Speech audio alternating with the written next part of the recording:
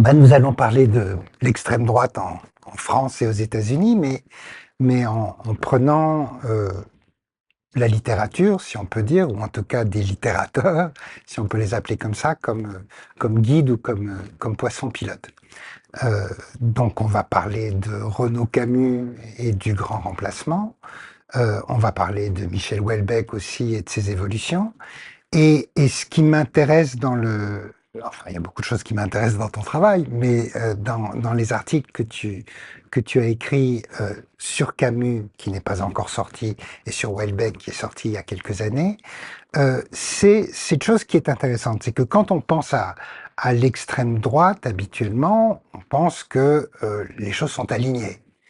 Ils sont réactionnaires, ou pire, surtout que ce soit sur les questions de genre, les questions de sexualité, les questions de race, etc. Ce n'est pas faux, à une certaine distance, mais il y a quand même des bougées, des variations. Des variations, c'est-à-dire des inflexions dues au moment, dues à l'endroit, dues à la personne, mais parfois aussi, même la personne va pousser sur des boutons différents à différents moments, et ça crée des configurations changeantes qu'il s'agit de suivre. Donc l'idée, c'est de partir sur ces figures emblématiques que sont Renaud Camus d'un côté et Michel Houellebecq de l'autre, avec aussi leur rayonnement international. Euh, et puis après ça, de voir comment euh, ce qui pourrait paraître euh, totalement extrême chez Camus et totalement extravagant ou frivole chez Houellebecq va devenir sérieux, central, repris par des gouvernants qui ne sont pas exclusivement des gouvernants d'extrême droite, et donc comment ça infuse et ça diffuse. Voilà, ça c'est le plan général. Mais on va commencer par Renaud Camus et par cette notion de grand remplacement. Mais justement, puisqu'il y a du bouger sur ces questions de genre, de sexualité, de race, ce serait bien de reprendre une espèce de fil d'où vient Renaud Camus, quand est-ce qu'il tourne, etc., etc. Avant de revenir à l'origine, on peut peut-être aussi déjà souligner pourquoi la littérature. Pourquoi il est important de regarder des littérateurs et pourquoi des littérateurs ont-ils une importance dans les formulations de l'extrême droite depuis un certain temps. Et je crois que ça nous rappelle que la politique, c'est beaucoup une question de rhétorique, c'est-à-dire de trouver les manières de parler, les images qui vont permettre de cristalliser des idéologies à un moment donné. Et en particulier, si on veut comprendre ce qui est aujourd'hui central dans la rhétorique néofasciste, à savoir le côté orwellien, le renversement, l'idée que, l'esclavage c'est la liberté, ça passe aussi par une compréhension de la rhétorique et les littérateurs, les gens de lettres jouent un rôle important dans cette affaire. D'autant plus qu'on pourrait l'oublier puisque, et j'y suis sensible, l'anti-intellectualisme joue un rôle très important aujourd'hui, donc on pourrait se dire qu'au fond, ça n'a rien à voir avec les intellectuels, bien au contraire, les intellectuels, et en particulier les littérateurs, jouent un rôle crucial. Alors dans le cas de Renaud Camus, pour commencer par lui, euh, on pourrait prendre un moment, euh, avant de remonter plus avant dans le temps, qui serait 2013. Moi, c'est le moment où j'ai commencé à m'y intéresser parce que on avait la fin, la queue de comète de la Manif pour tous, et donc on arrivait au moment où le mariage pour tous allait entrer dans la loi en France après des manifestations très importantes. Et à ce moment-là, il y a eu un événement intéressant, c'est le suicide de Dominique Vénère, un historien d'extrême droite venu de l'OAS et qui est le fondateur de l'Institut Iliade. Et Dominique Vénère s'est suicidé dans la cathédrale Notre-Dame. Ça a été interprété dans un premier temps, en particulier dans les médias, comme peut-être le fait qu'il était le premier martyr, puisqu'on était dans la cathédrale, de la Manif pour tous. Alors évidemment, c'était un contresens évident, puisque le suicide n'est pas très bien vu dans le catholicisme et dans le christianisme plus généralement, et a fortiori dans une cathédrale près de l'autel. Juste la manif pour tous, en particulier pour nos auditeurs et spectateurs anglophones, c'était donc la manif contre le mariage pour tous, euh, loi qui est passée en France en 2013. Voilà, donc effectivement, la bataille qui était une bataille autour du genre, mais aussi plus spécifiquement de l'ordre familial, eh bien cette bataille, elle semblait incarnée au dernier moment par Dominique Vénère. C'était un contresens total, non seulement en raison de son suicide, mais aussi parce que, en fait, cette extrême droite, eh bien, c'est une extrême droite païenne, pas du tout chrétienne, mais aussi parce que la question de la sexualité ne se posait pas du tout dans les mêmes termes. Et qui est-ce qui va euh, incarner cela? C'est Renaud Camus. C'est Renaud Camus qui va prononcer un discours sur le parvis de Notre-Dame en hommage à Dominique Vénère. Et ce qu'il rappelle, c'est que Dominique Vénère, au moment de se suicider, eh bien, il a laissé un billet de blog où il explique très clairement que, oui, bien sûr, il n'est pas pour le mariage pour tous, c'est-à-dire l'ouverture du mariage aux couples de même sexe, mais il y a beaucoup plus grave, et ce qui est beaucoup plus grave, c'est cette espèce de colonisation à l'envers, c'est-à-dire le fait que l'islam est en train de prendre le pouvoir ou va prendre bientôt le pouvoir en France. Autrement dit, c'est le grand remplacement, comme le souligne justement Renaud Camus. Ça veut dire que pour lui, la question de l'homosexualité, pour Dominique Vénère, elle est secondaire. Elle est secondaire puisque, au fond, lorsque les musulmans vont prendre le pouvoir, eh bien, ils vont forcément abolir le mariage pour tous. Donc, c'est pas la peine de se battre sur ce front-là, il faut se battre sur le front racial. Le fait que ce soit Renaud Camus qui puisse prononcer ce discours, eh bien, c'est significatif parce que c'est un écrivain homosexuel. Ça ne veut pas dire qu'il soit pour l'ouverture du mariage aux couples de même sexe, mais à l'inverse, c'est pas son combat. Après tout, il a d'abord été connu comme un écrivain gay. En 1979, il a publié un livre qui a eu un certain retentissement, qui s'appelle Tricks, et qui était préfacé par Roland Barthes. Et Tricks, c'était quoi? Eh bien, c'était un livre en français, malgré son titre en anglais, mais qui montrait une circulation entre les États-Unis et la France d'une culture sexuelle homosexuelle, à savoir celle des brèves rencontres. Donc, Roland Barthes analysait ça comme, en quelque sorte, une des figures d'une avant-garde littéraire moderniste. Le fait que Renaud Camus soit homosexuel ne veut pas dire que toute sa politique est dictée par ça, mais ce que ça veut dire, c'est que, au fond, il écarte la question sexuelle pour dire la question fondamentale, c'est la question raciale. Et d'ailleurs, ça veut dire que dans son discours sur le grand remplacement, à partir de 2010-2011, eh bien, il s'agit bien sûr de démographie. Donc d'un remplacement démographique avec la population blanche remplacée par une population racisée, même s'il n'utilise pas le terme.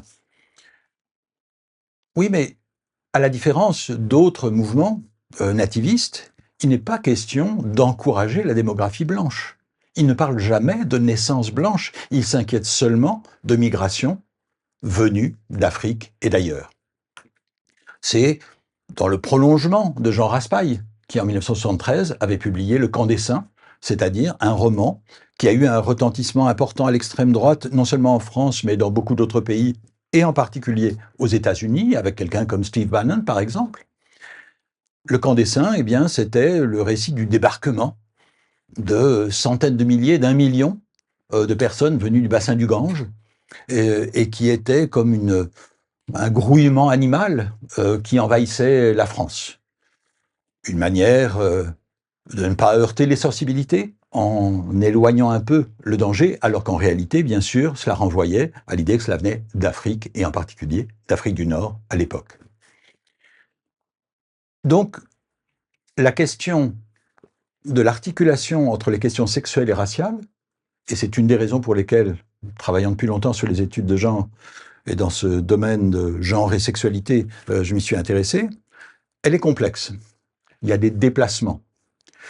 Donc, ce que nous propose Renaud Camus, c'est une version strictement raciale qui n'est pas du tout une version catholique du grand remplacement. Le catholicisme, il n'existe que comme une référence culturelle. Comme pour Dominique Vénère, c'est ça qui est bien, c'est que nous sommes une culture chrétienne. Mais ça ne veut pas dire que nous sommes chrétiens, et la preuve, c'est que le grand remplacement, pour Renaud Camus, eh bien ça peut très bien inclure la civilisation juive. Mais ça peut aussi inclure les athées ou les libres penseurs. Donc au fond, c'est une culture blanche dont font partie les Juifs. Alors si on revient à l'histoire de Renaud Camus, il faut se rappeler que être préfacé par Roland Barthes, eh bien ça voulait dire aussi qu'on appartenait à un milieu qui n'était pas, en principe, à l'extrême droite. À ce moment-là, il est plutôt côté socialiste. Encore en 2002, il votera pour Noël Mamère. C'est seulement dans les années 2010 que sa politique va se durcir, et après 2002, c'est-à-dire bien l'élection présidentielle en France, par opposition à Jean-Marie Le Pen, il va créer un parti politique, sans retentissement particulier, en envisageant d'être lui-même candidat à la présidence de la République, et il n'y parviendra pas, qui est le parti de l'innocence, avec un trait d'union pour séparer le in de nocence. Ça veut dire ne pas nuire. Cette vision politique, il est important de l'avoir en tête pour se rappeler qu'il n'a pas toujours déjà été ce qu'on voit aujourd'hui. Donc on peut se demander... On peut même dire, si on remonte plus tôt, que si j'ai bien lu, dans les fins des années 60, il était même chroniqueur au Guêpier pendant voilà. un moment. Donc l'histoire homosexuelle fait partie de son histoire, mais même spécifiquement un ancrage modérément à gauche, eh bien, faisait partie aussi de sa trajectoire politique. Donc qu'est-ce qui va faire basculer les choses? Évidemment, il n'y a pas d'explication claire. Lui-même invoque, au moment de parler du grand remplacement, le fait qu'en 1996, dans l'Hérault, il a vu une femme voilée, et que si on aperçoit une femme voilée, eh bien ça veut dire que c'est un peu la fin du monde, ou du moins du monde tel qu'il le connaissait. On n'est plus chez soi. C'est bien sûr un thème d'extrême droite. Ça, c'est en 1996, mais ça n'apparaît pas encore. Et ça va être en 2000 qu'on va comprendre quelque chose, mais c'est pas encore tout à fait sur le grand remplacement, puisque c'est l'antisémitisme qui joue à ce moment-là un rôle très important, avec la publication de son journal de 1994, qui va susciter ce qu'on a pu appeler l'affaire Camus. Et l'affaire Camus, c'est quoi? C'est que quand c'est publié, on se rend compte que, eh bien, en particulier, il déplore qu'il y ait trop de juifs sur France Culture. L'émission du midi, dit-il, bon, c'est bien d'avoir des juifs, mais quand même, il n'en faut pas trop. Et surtout, s'il n'arrête pas de parler de ces sujets-là, que ce soit des juifs ou que ce soit d'Israël, c'est vraiment trop. À l'époque, ça fait scandale. Parce qu'il y a une sensibilité à l'antisémitisme dont on voudrait croire qu'elle continue aujourd'hui, c'est-à-dire qu'elle peut entendre l'antisémitisme lorsqu'il vient de l'extrême droite aussi. Ça veut dire en pratique que Renaud Camus, il va être ostracisé dans les années 2000 et qu'il va devenir une sorte de reclus dans son château, dans le sud de la France, et qu'il est en quelque sorte en retrait. Et de ce point de vue-là, on verra que c'est un peu l'inverse de Michel Houellebecq. Michel Houellebecq, c'est l'extrême visibilité. Renaud Camus, c'est une présence discrète, mais ça n'empêche pas une circulation. Même s'il a certains défenseurs un peu plus mainstream, notamment Alain Finkielkraut. Effectivement, de manière un peu paradoxale peut-être, Alain Finkielkraut a été un des plus solides défenseurs de Renaud Camus, au moment même où Renaud Camus déplorait le surnombre juif sur France Culture, alors même que l'émission d'Alain Finkielkraut était déjà hebdomadaire et agitait les esprits. Donc, ce qu'il disait, c'est qu'il y avait une mélancolie barésienne chez Renaud Camus.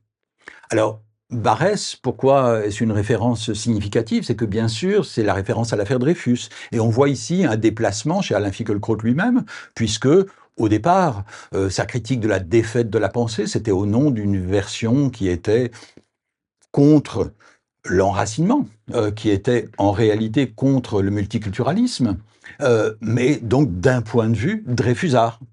Mais là, d'un seul coup, il y a une certaine indulgence pour le côté barrésien.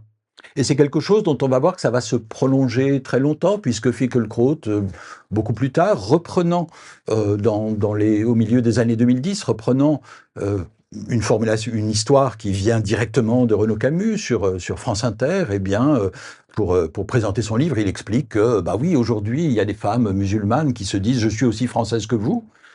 Et bien sûr que ce n'est pas le cas, dit-il, ou du moins, il le précise, moi-même, je ne suis pas aussi français que ces Français qu'on n'ose plus appeler de souche, puisque je ne suis pas né français et que je suis devenu français à l'âge de 3 ans. Donc ça, c'est un argument anti-Dreyfusard.